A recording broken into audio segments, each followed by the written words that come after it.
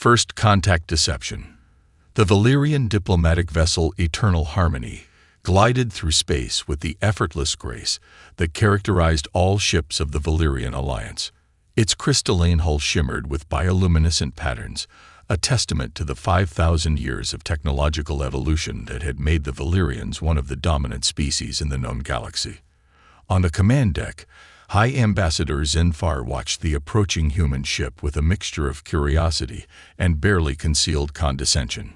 Primitive propulsion systems, noted Science Officer Velnera, her translucent fingers dancing across the sensor interface.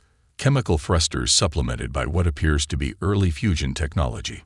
Their vessel's hull is comprised of manufactured alloys rather than grown composites. Zinfar nodded, the iridescent plumage around his neck shifting in subtle patterns that conveyed his amusement to the other Valyrians. As expected, the intelligence reports classified humans as a Category 3 species, spacefaring but technologically underdeveloped. The human ship, designated the UES Concord, was indeed unimpressive by Valyrian standards. Boxy and utilitarian, with visible well blinds and external radiator panels, it looked like a relic from centuries past to the Valyrians, whose vessels were grown rather than built. "They're hailing us, Ambassador," announced communications specialist Rildax. "Open the channel." Zinfar smoothed his ceremonial robes, adopting the benevolent posture prescribed by the Alliance diplomatic protocols for first contact with lesser species. The view screen activated, revealing a human woman with dark skin and closely cropped hair.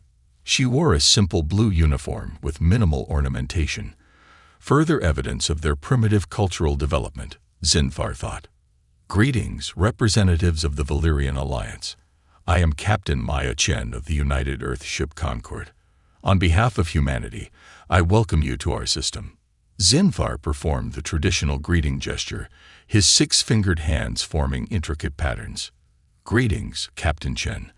I am High Ambassador Zinfar of the Valyrian Alliance. We come in peace and friendship, seeking cultural exchange with your species."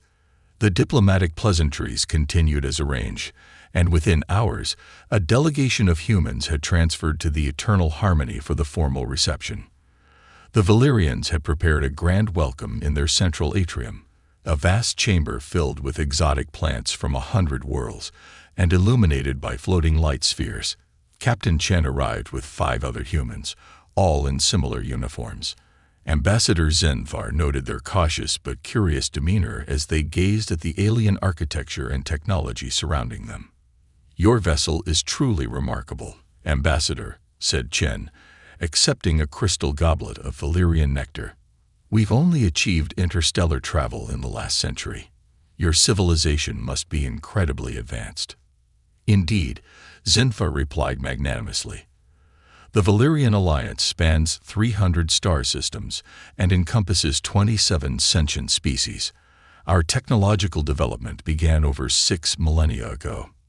Science Officer Velnera approached, her sensor wand discreetly scanning the humans. "If I may inquire, Captain Chen, our preliminary scans indicate your species has experienced multiple global conflicts in your recent history. How fascinating that you still manage to achieve unity in space travel despite such setbacks." Chen's expression remained diplomatic, but something flickered in her eyes. "Yes, humanity has had its share of wars. We've learned from them." The diplomatic meeting continued for several hours, with the Valyrians explaining their political structure, technological achievements, and cultural history. The humans listened attentively, asking occasional questions but sharing relatively little about themselves. As the gathering concluded, Zinfar addressed the human delegation. "We would be honored if you would join us tomorrow for a tour of our scientific facilities. We are particularly interested in establishing a research outpost in your system's outer belt." "We would welcome that, Ambassador," Chen replied. "Perhaps afterward, you might visit our colony on Mars. It's nothing as grand as your worlds, but we're proud of what we've built there." After the humans had departed, Zinfar convened with his senior staff in the private council chamber. "Your assessment?" he asked Velnera. The science officer's plumage shifted to the blue-green pattern that indicated analytical thought. They are exactly as our intelligence suggested, technologically primitive but adaptable. Their physiology is unremarkable, though they appear to have unusual endurance and physical resilience for bipedal omnivores. Their ship contains no weapons systems beyond point defense lasers, added Security Chief Kravmore. They pose no threat to Alliance interests. Zinfar nodded in satisfaction. Excellent. I believe we can proceed with our plans for this sector. The humans will make suitable junior partners in the Alliance, providing raw materials and labor in exchange for our protection and technological guidance. The meeting was interrupted by an urgent communication from the Eternal Harmony sensor array. Ambassador, the tactical officer's voice was tense. We're detecting multiple unidentified vessels entering the system at high velocity. They're not responding to hails. Zinfar rushed back to the command deck, the other officers following close behind. The main display showed 12 unknown ships approaching from the system's outer reaches. Their design was unlike anything in the Alliance database, asymmetrical, with jagged protrusions and pulsing energy signatures. Analysis? Zinfar demanded. Velnera worked frantically at her console. Unknown configuration, but energy readings suggest significant weapons systems. Their trajectory will intercept our position in approximately 2 hours. Contact the humans, ordered Zinfar. Inform them we're detecting potentially hostile vessels. The communication was established quickly, but instead of Captain Chen, they were greeted by a different human. An older man with gray hair and a more elaborate uniform. Ambassador Zinfar, I'm Admiral William Donovan of the United Earth Defense Force. We're aware of the incoming vessels and have identified them as Ravagers, a hostile species we've encountered before. I strongly recommend you move your ship behind Mars for protection. Zinfar was momentarily confused. You're familiar with these entities. Your records made no mention of conflicts beyond your own system. There are many things we didn't share during our initial meeting, Ambassador. Standard protocol for first contact scenarios. The Admiral's expression was grim. The Ravagers are scavengers who target technological civilizations. They're drawn to energy signatures like your ships. Our vessel is equipped with defensive capabilities. Zinfar replied, somewhat offended at the implication that his people needed protection from primitives. With respect, Ambassador, your defenses won't be sufficient. The Ravagers use quantum phase weaponry that can penetrate standard shields. Please, move your ship to the coordinates we're transmitting. Before Zinfar could respond, another alert sounded.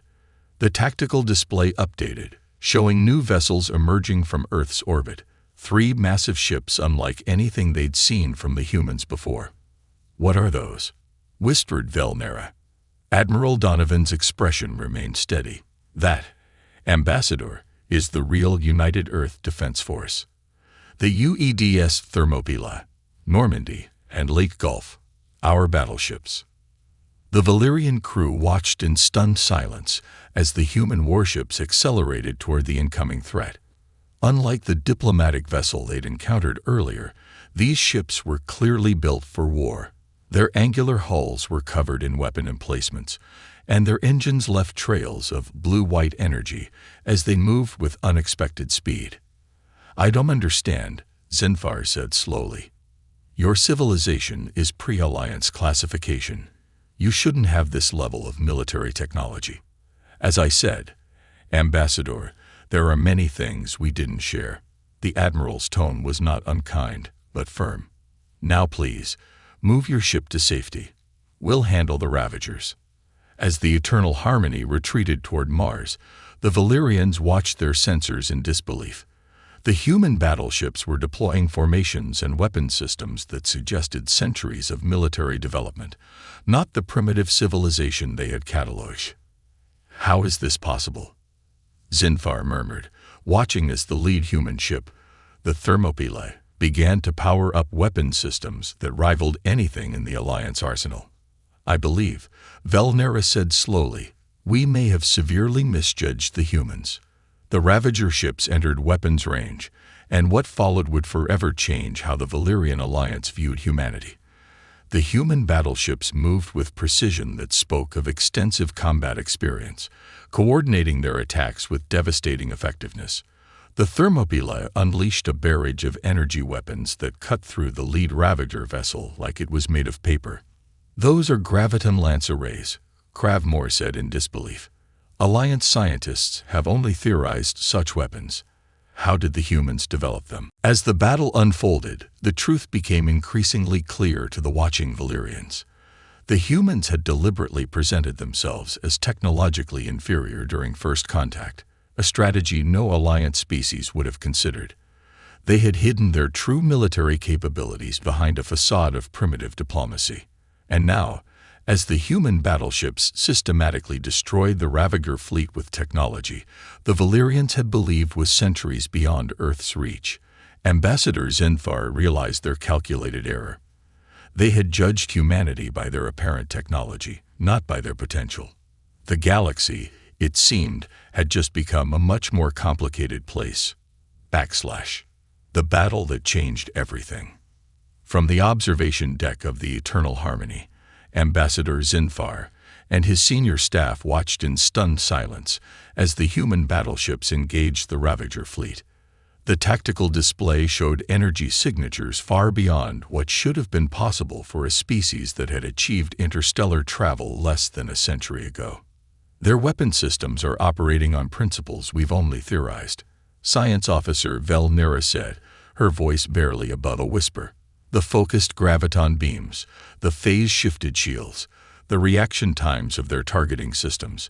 This is not Category 3 technology." Security Chief Cravmore's plumage had shifted to the deep crimson of alarm. "The human vessels are executing complex battle maneuvers that suggest extensive combat experience.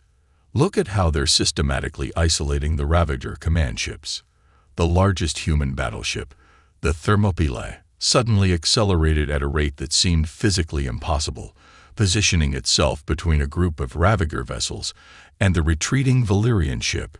Its shields flared as it absorbed enemy fire that would have struck the Eternal Harmony. The communication system activated, and Admiral Donovan appeared on screen again.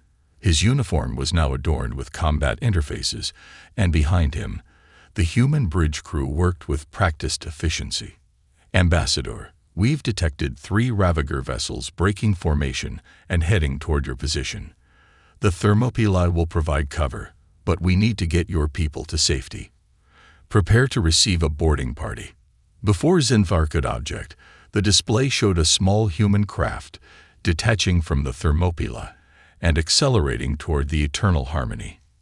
Minutes later, 6 humans in armored combat suits entered the Valyrian command deck. Unlike the diplomatic personnel they'd met earlier, these humans moved with the precision of trained warriors. Commander Sarah Reeves, Special Operations, announced their leader, her helmet retracting to reveal a face marked with old combat scars. "We're here to establish defensive positions. The Ravagers will attempt to board your vessel." "Board?" Zinthar's confusion was evident in his wildly fluctuating plumage. "Why would they target our diplomatic vessel when your warships present a greater threat?"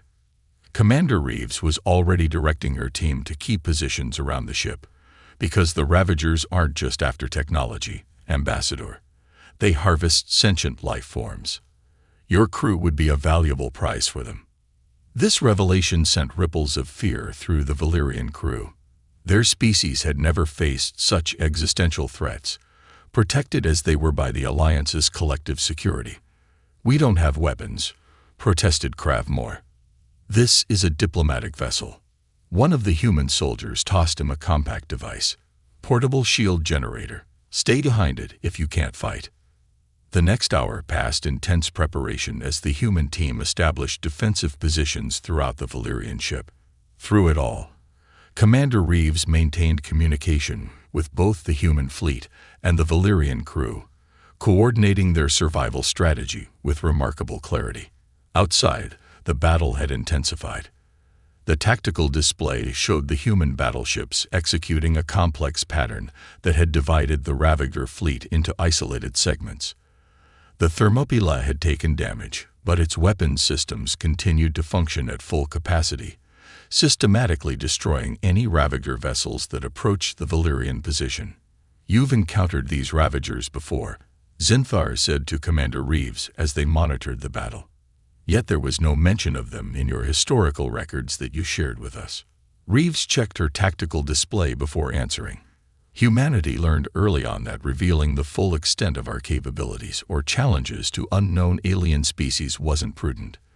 We've been fighting various threats for decades while presenting ourselves as relatively harmless to potential allies." "A deception," Cravmore said, his tone accusatory. "A precaution," Reeves corrected. "Humanity hasn't always had positive experiences with technologically advanced species. We've learned to be cautious." The ship suddenly shuddered, and warning signals flashed across the Valyrian systems. "Boarding pods detected," announced a Valyrian officer, panic evident in his voice. 3 impact points on the lower decks. Commander Reeves immediately activated her tactical network. Teams Bravo and Charlie converge on breach points. Alpha Team, secure the command deck and senior staff. Standard containment protocols. The Valyrians watched in amazement as the human soldiers moved with practiced efficiency, their armored suits enhancing their already impressive physical capabilities. When the first Ravagers reached the upper decks, nightmarish creatures with multiple limbs and biomechanical implants, the humans engaged them without hesitation. The battle within the ship was as shocking to the Valyrians as the space combat outside. The humans fought with a combination of advanced technology and brutal hand-to-hand combat skills that spoke of evolutionary development as predators. Commander Reeves herself eliminated 3 Ravagers that breached the command deck, her movements so fast they blurred even to Valyrian perception. "How are you doing this?" Velnera asked as Reeves returned from securing a corridor, her armor splattered with Ravager fluids. "Your species should not have these capabilities." Reeves checked her weapon before responding. "Humanity evolved on a death world. Officer Velnera, Earth's gravity is 1.3 times what you're adapted to. Our atmosphere contains high oxygen levels that support intense physical activity. Our evolutionary path included surviving alongside apex predators and fighting constant territorial wars. We're built for this." Through the viewport, they watched as the Thermopylae executed a maneuver that should have torn apart a vessel of its size, positioning itself to deliver a devastating blow to the largest Ravager ship. The human battleship's main weapon, a spinal-mounted graviton lance, fired, the energy beam cutting through the enemy vessel from bow to stern. "Admiral Donovan reports the Ravager command ship has been destroyed," Reeves announced. "The remaining vessels are beginning to disengage. Standard Ravager protocol when they lose central coordination." As the immediate threat subsided, Ambassador Zinthar found himself reevaluating everything he thought he knew about humans. This species, which the Alliance had classified as technologically underdeveloped, had just demonstrated military capabilities that rivaled or exceeded their own. The next day, as repair crews from both species worked to secure the damaged Eternal Harmony, Zinthar requested a formal meeting with the human leadership aboard their flagship. The Thermopylae's interior was a revelation, not the utilitarian design they had expected, but a masterful integration of advanced technology and practical human ergonomics. The ship contained extensive research facilities alongside its weapons systems, and the crew operated with a discipline that impressed even the Valyrians. In the ship's conference room, Admiral Donovan met with the Valyrian delegation. The walls displayed tactical data from the battle, showing how thoroughly the humans had analyzed and counteracted the Ravager threat. "I owe you an apology, Admiral," Zinthar began, his plumage arranged in the formal pattern of diplomatic humility. "We severely misjudged your species." Donovan nodded, his expression neutral. "A common mistake, Ambassador, one that has served us well in the past. But why conceal your true capabilities? The Alliance could have offered technological exchange, mutual defense pacts." "History," Donovan said simply. Humanity's first encounters with other intelligent species weren't all peaceful. We learned to approach new civilizations cautiously, revealing our strengths only when necessary. He gestured to the tactical displays. The Ravagers are just one of several hostile species we've encountered. Each taught us valuable lessons. Science Officer Velnera, who had been examining data on human weapons technology with poorly concealed fascination, turned to the Admiral. Your advancements in graviton manipulation and phase shield technology are remarkable. They follow theoretical principles our scientists have only recently begun to explore. Necessity, replied the human admiral.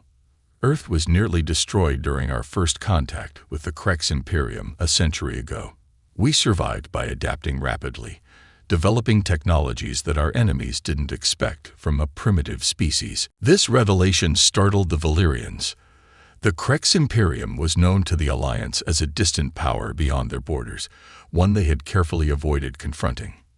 You fought the Krex and survived. Cravmore asked incredulously. The Alliance has considered them untouchable. We didn't just survive, Donovan said quietly.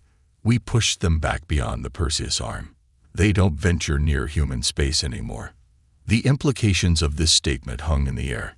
A species that the mighty Valyrian Alliance feared had apparently been defeated by these humans who, until yesterday, had been classified as a minor civilization of limited significance.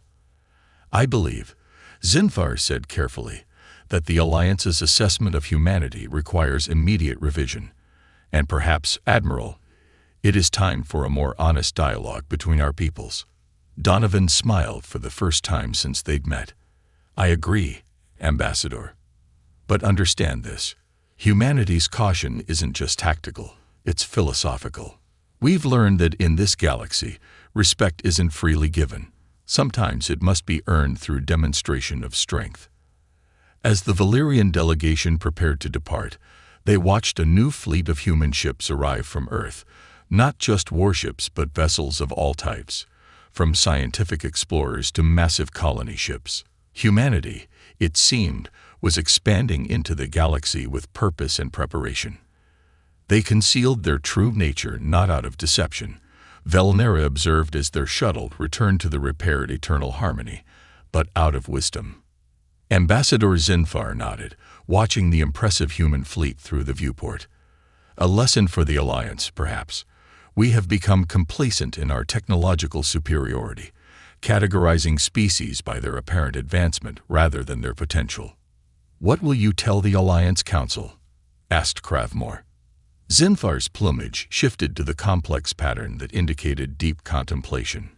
The truth, that we have encountered a species unlike any in our records, one that survived trials we cannot imagine and emerged stronger for it, one that appears less advanced than they are by strategic choice, not limitation. He turned from the viewport to face his staff, his posture conveying the seriousness of his next words.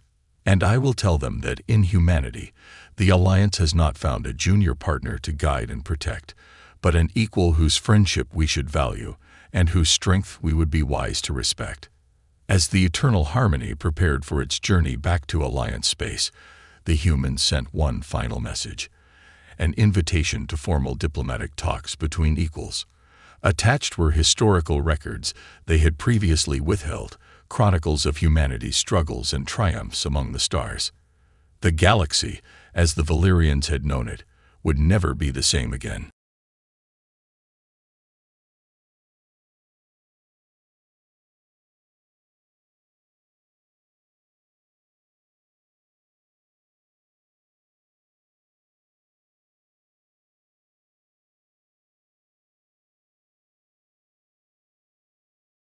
The sonar ping echoed through the darkness of the Mariana Trench, 13 kilometers beneath the Pacific surface.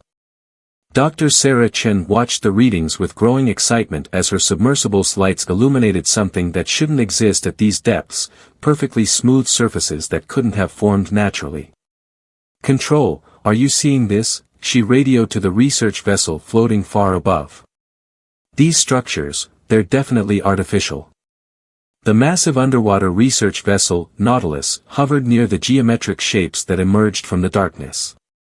After decades of deep-sea exploration, this was unprecedented. The structures appeared to be made of an unknown black material that absorbed their lights rather than reflecting them. Confirmed, Dr. Chen, came the response from Dr. James Rodriguez, the project director. We're recording everything. Whatever this is, it's been down here for a very long time. Sarah guided the Nautilus closer, its advanced sensors mapping every detail of the alien architecture. The structure appeared to be some kind of facility, stretching for hundreds of meters across the ocean floor. Most remarkably, it showed no signs of deterioration despite the crushing pressure and centuries, perhaps millennia, of exposure to the deep ocean environment. Beginning surface scan, Sarah announced, deploying the submersible's quantum resonance scanner, a new technology that had only recently been cleared for deep-sea research. As the first readings came in, she felt her breath catch. James, these readings, they're off the charts. The material isn't just preserving itself, it's actively maintaining its structural integrity through some kind of quantum field effect. The discovery sent shockwaves through the scientific community.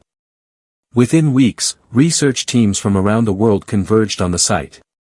What they found in the depths would change humanity's understanding of physics, and their place in the universe, forever.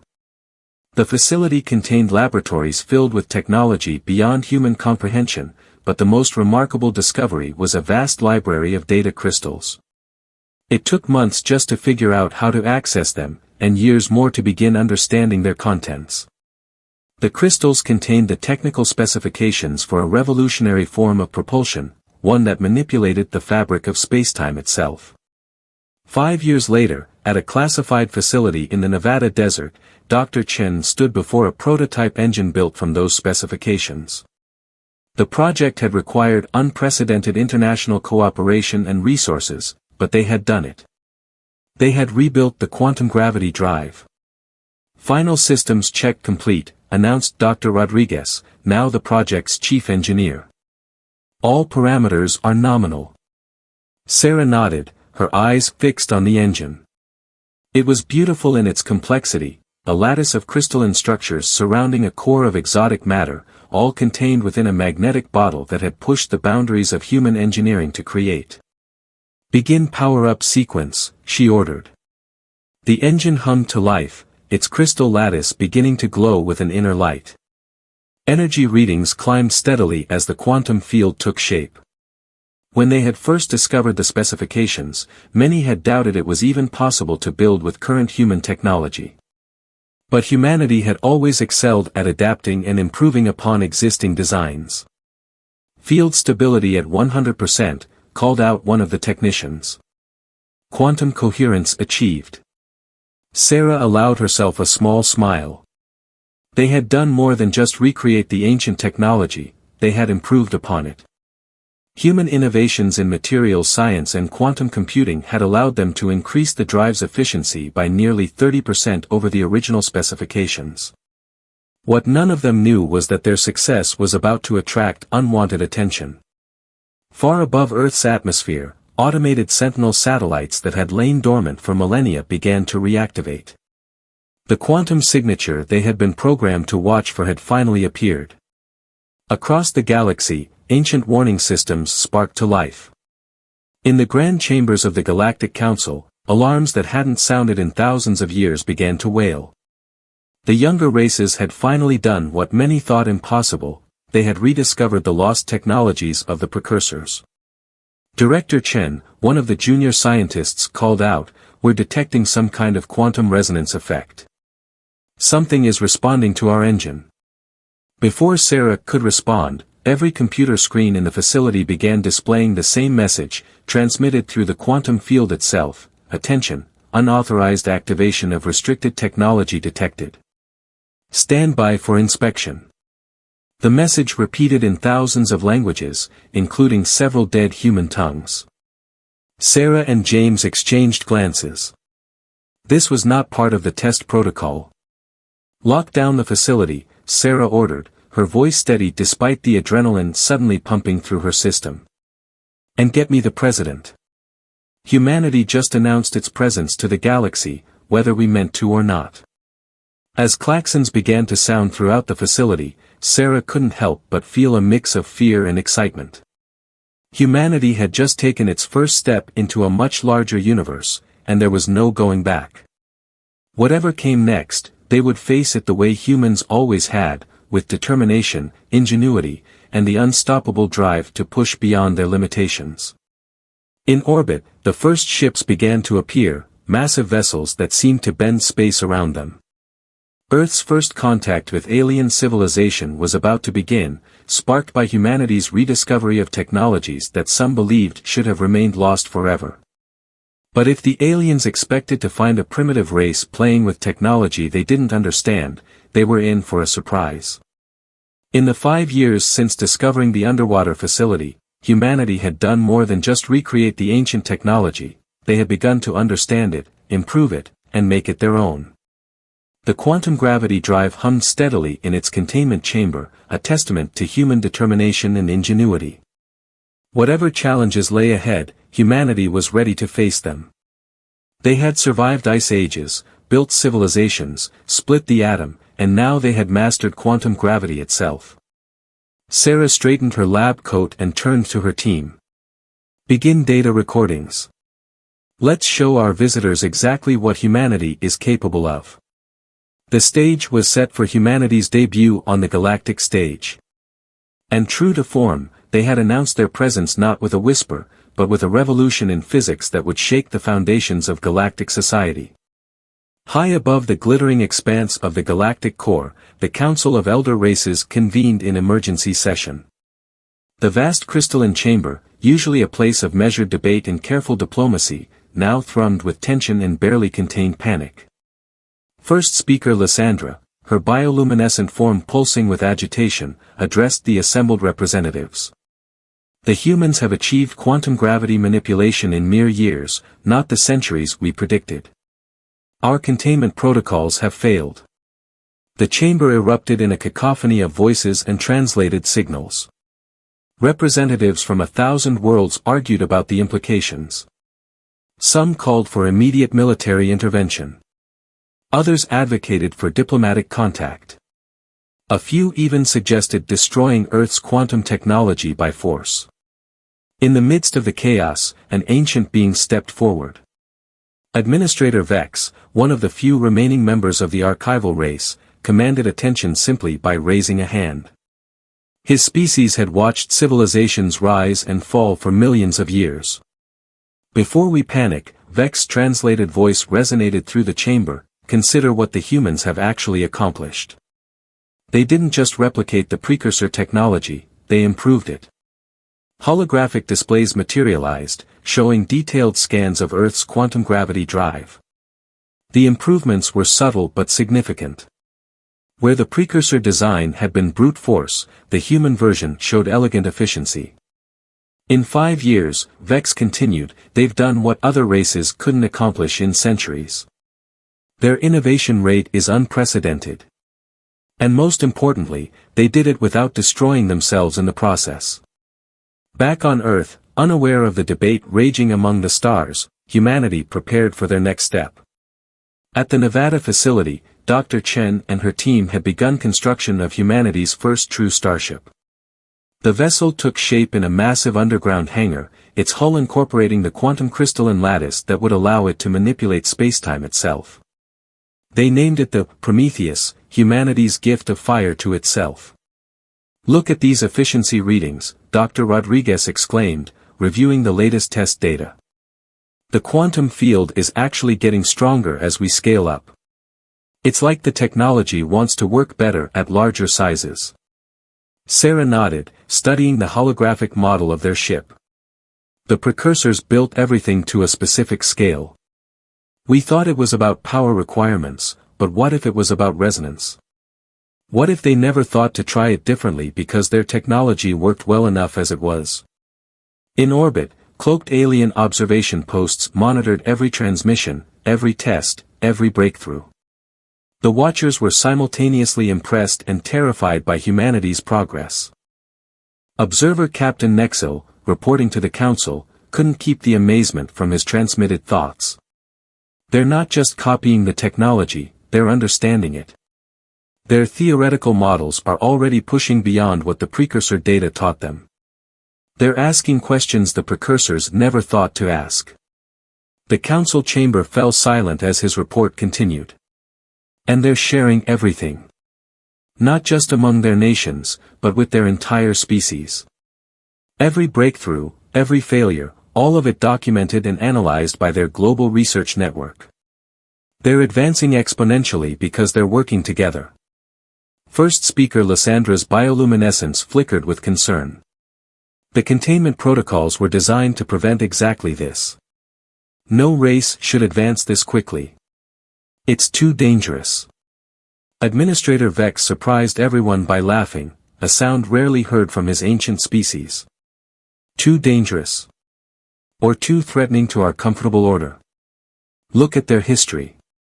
Every time humans encountered a more advanced civilization, they didn't submit, they learned, adapted, and eventually surpassed their teachers. The holographic displays shifted to show Earth's history. Stone tools giving way to bronze, then iron, then steel. Steam engines replaced by internal combustion, then nuclear power, then fusion. Each step coming faster than the last. They're about to launch their first starship, Vex announced. Our protocols say we should stop them. But I ask you, even if we wanted to, could we?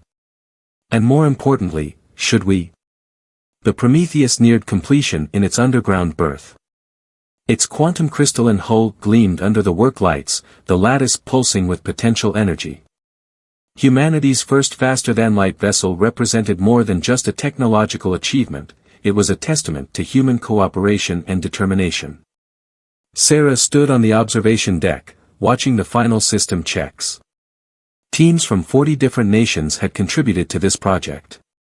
Old enemies had worked side by side, sharing knowledge and resources. The discovery in the Mariana Trench had done more than advance their technology, it had given humanity a common purpose. Final quantum field alignment complete, Rodriguez announced. We're ready for full power test. As the Prometheus hummed to life, its quantum field extending throughout the massive chamber, automated sensors across the solar system registered the event. The signature was impossible to miss, a new stellar civilization was about to join the galactic community, ready or not. In the council chamber, the debate reached its climax. First speaker Lysandra called for a vote, the protocols are clear. We must act now, before they fully master the technology. But before the vote could begin, every display in the chamber shifted. A new quantum signature appeared, one that dwarfed anything they had detected before. Back on Earth, Sarah and her team watched in awe as the Prometheus achieved full power for the first time. The quantum field hadn't just stabilized, it had harmonized with itself in ways their theories hadn't predicted. The ship wasn't just ready for faster-than-light travel. It was ready to rewrite the rules of what was possible. Administrator Vex smiled, his ancient eyes twinkling. I believe, he announced to the stunned council, the humans have just made our decision for us. Launch day arrived with a tension that could be felt throughout the Nevada facility. The Prometheus waited in its underground berth, its quantum crystalline hull pulsing with barely contained energy. Dr. Sarah Chen stood at the command center, reviewing final preparations for humanity's first faster-than-light flight. All systems are green, Dr. Rodriguez reported from his engineering station. Quantum field is stable and synchronized. We're ready. The crew of 20 had been chosen from space programs worldwide, the best pilots, engineers, and scientists humanity had to offer. Captain Maya Patel, former commander of the International Space Station, sat at the helm, her hands steady on the controls designed to channel human thought through quantum interfaces. Opening launch doors, Sarah announced. Above the facility, massive doors ground open in the desert floor. The morning sun streamed down into the launch chamber, catching the crystalline patterns in the Prometheus's hull and creating a light show that left even veteran engineers breathless. Unknown to the launch team, they had an audience. Dozens of cloaked alien vessels hung in high orbit, watching. Among them was observer Captain Nexel's ship, recording everything for the council. Launch sequence initiated. Captain Patel's voice was calm and professional. The Prometheus rose from its berth with impossible grace, the quantum drive allowing it to ignore gravity itself. As the ship cleared the launch doors, alerts suddenly blared through the command center. Multiple objects decloaking in orbit, the sensor operator shouted. They're huge. Sarah's heart raced as she watched the feeds. A dozen massive vessels had appeared, their designs unlike anything humans had imagined. They formed a blockade in Earth's orbit, clearly intended to prevent the Prometheus from leaving. A transmission cut through all frequencies. Human vessel, power down your quantum drive immediately. Your species is not authorized for this level of technology. Captain Patel glanced at the command center through the quantum-linked communications. Sarah nodded. They had planned for this possibility, even if they hadn't been certain it would happen. This is Captain Maya Patel of the Earth ship Prometheus, she transmitted back. We acknowledge your presence, but we reject your authority to restrict human technological development. We will proceed with our test flight as planned. The alien vessels responded by powering up their weapons. But the humans had already begun their countermove. The quantum drive wasn't just for propulsion, it was the key to everything. Initiating quantum shell protocol, Rodriguez announced. The crystalline lattice throughout the Prometheus's hull began to pulse faster, creating overlapping fields of warped spacetime. The alien vessels fired, their energy weapons lancing out toward the human ship. But where their beams should have struck, space itself seemed to bend. The attacks curved around the Prometheus, their energy dispersed harmlessly into subspace. As you can see, Captain Patel transmitted, we've done more than just copy precursor technology. We've understood it. Enhanced it. Made it our own. In the council chamber, watching through quantum-linked feeds, Administrator Vex couldn't contain his laughter. Magnificent. They've weaponized the quantum field itself. Not even the precursors thought to do that. The Prometheus rose higher, its quantum shell deflecting every attempt to stop it. But they weren't just showing off defensive capabilities. As the ship reached the edge of Earth's atmosphere, Captain Patel gave the order they'd all been waiting for. Engage primary drive. The quantum crystalline hull flared with energy. Space in front of the Prometheus curved, folded, and opened. They hadn't just built a faster-than-light drive, they'd created something entirely new. Impossible. Observer Captain Nexil transmitted to the Council. They're not just bending space, they're threading through its quantum fabric. This is beyond even precursor capabilities. The Prometheus slipped through its self-made quantum corridor, effortlessly bypassing the alien blockade. In seconds, it was past the moon's orbit. In minutes, it had left the solar system entirely. Sarah watched the readings with pride and amazement. The ship was performing better than their most optimistic projections. The quantum field wasn't just stable, it was growing stronger, learning, adapting to each new challenge. First speaker Lyssandra's voice shook as she addressed the council. We must stop them. If they master this technology completely. It's too late, Administrator Vex interrupted. They already have. The question now isn't how to stop them, it's how to work with them. The Prometheus continued its historic flight, pushing the boundaries of what was possible. Each moment brought new discoveries as humanity took its first real steps into the galaxy. Back in the Nevada facility, Sarah received a quantum transmission from the ship. The message was simple but profound, the stars are no longer our limit. The alien blockade remained in Earth orbit, their occupants struggling to understand how their superior technology had been so thoroughly outmaneuvered. They had expected to find primitives playing with technology they didn't understand. Instead, they had discovered a species that had taken that technology and evolved it into something entirely new. As the Prometheus approached its first deliberate faster-than-light jump, Captain Patel's voice rang through the quantum link, for all of humanity, watch this. The ship's quantum field flared one final time, and reality itself seemed to part before them. They weren't just flying through space anymore, they were rewriting the rules of what was possible. Humanity had broken their chains, and the galaxy would never be the same. The Grand Assembly Hall of the Galactic Council had never seen anything quite like this. 3 weeks after the Prometheus's historic flight, humanity's first diplomatic delegation stood before the gathered representatives of 1,000 worlds. Dr. Sarah Chen and Captain Maya Patel flanked Earth's chief diplomat, Ambassador Marcus Torres, as he addressed the assembly. "We come seeking neither permission nor forgiveness," Ambassador Torres stated, his voice steady.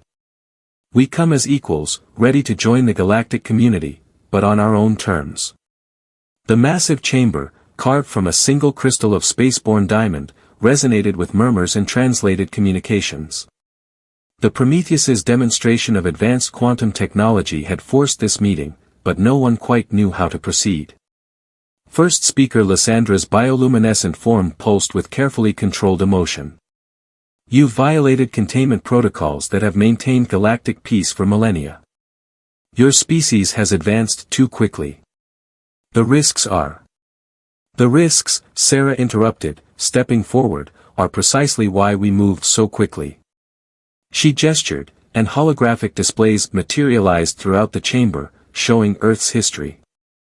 Every major technological advancement in human history has had the potential for both creation and destruction. We learned long ago that the only way to survive such leaps is to move fast enough to understand their implications before they can destroy us. Administrator Vex, watching from his elevated position, nodded appreciatively. The humans had done their homework. They weren't just presenting their case, they were challenging the very foundations of how the Council managed developing civilizations. Captain Patel activated another display, showing the Prometheus's quantum drive in action. "We didn't just improve the precursor technology," she explained. "We fundamentally changed how it works. The quantum field doesn't just bend space anymore, it learns, adapts, evolves with each use." The chamber erupted in shocked discussion. Living technology had been theorized but never successfully created. Yet somehow, humans had stumbled upon it almost by accident. "Impossible," declared the science minister of the collective worlds. "Such technology would require understanding that the universe itself is alive," Sarah suggested. "That consciousness and quantum mechanics are intrinsically linked." "Yes, we discovered that rather quickly once we started really looking at how the precursor technology worked." Ambassador Torres raised his hand for attention. "We're not here to boast or to threaten. We're here because humanity has always dreamed of reaching the stars, of joining a larger community. But we will not do so as subjects or as children to be guided. We are ready to be partners, to share what we've learned, and to learn from you in return." In the observation galleries, representatives from younger races watched with growing excitement. The humans were saying things many had thought but never dared to voice, challenging the Council's paternalistic approach to developing civilizations. First speaker Lyssandra's color shifted to deep purple, a sign of deep concern among her species. "You don't understand. The protocols exist because we've seen civilizations destroy themselves with advanced technology. The time scales we enforce are not arbitrary." With respect, Sarah responded, "You're applying solutions from an age of scarcity to an age of abundance. The quantum technology we've developed doesn't just power our ships, it could end energy shortages, heal environmental damage, revolutionize medicine. Every day we delay is a day people suffer unnecessarily." Administrator Vex finally spoke, his ancient voice carrying the weight of millions of years of observation. "Perhaps," he suggested, "it is we who don't understand. We've been so focused on preventing catastrophes that we've forgotten the importance of growth, of evolution." The holographic displays shifted again, showing the quantum field patterns generated by the Prometheus. They were beautiful, complex, and somehow organic, like the neural patterns of a living brain. "Your own sensors confirm it," Captain Patel said. "The quantum fields we've developed aren't just tools, they're the beginning of a new form of life. One that could bridge the gap between organic consciousness and the fundamental forces of the universe. The implications slowly dawned on the assembled representatives. Humanity hadn't just developed a new technology, they had discovered something that could change the very nature of civilization itself. Ambassador Torres stepped forward again. We propose a new approach. Not containment, but collaboration. Not restriction, but responsible advancement. The galaxy faces challenges that affect us all. Let us face them together. In the tense silence that followed, Administrator Vex began to laugh, a sound of pure joy that shocked the assembly. In all my millennia, he said, I've never seen a younger race so thoroughly upend our assumptions. They're right, you know. The old ways aren't working anymore. First speaker Lyssandra's colors shifted rapidly as she processed the situation. The humans had not just forced their way onto the galactic stage, they had brought with them a paradigm shift that couldn't be ignored. Perhaps, she finally conceded, it is time for the Council to evolve as well. The human delegation stood firm, knowing this was just the beginning. They had opened the door to a new era of galactic civilization. What came next would depend on whether the older races could adapt to a universe where humanity's drive to explore and innovate could no longer be contained. As the session ended, Sarah caught Administrator Vex's eye. The ancient being nodded slightly, a gesture that needed no translation. The galaxy would never be the same, and that might be exactly what it needed. 3 months after humanity's dramatic entrance into galactic politics, the Prometheus detected something that would change everything. The ship's quantum sensors, now far more sensitive than their original design, picked up distortions in the fabric of spacetime that shouldn't have been possible. These readings can't be right, Dr. Rodriguez muttered, double-checking the data streaming through the quantum interface. The Prometheus hung in deep space, halfway between Earth and the galactic core. It's like, space itself is starting to unravel. Sarah Chen, now serving as both Earth's chief scientist and its representative to the Galactic Council's Science Division, studied the holographic display with growing concern.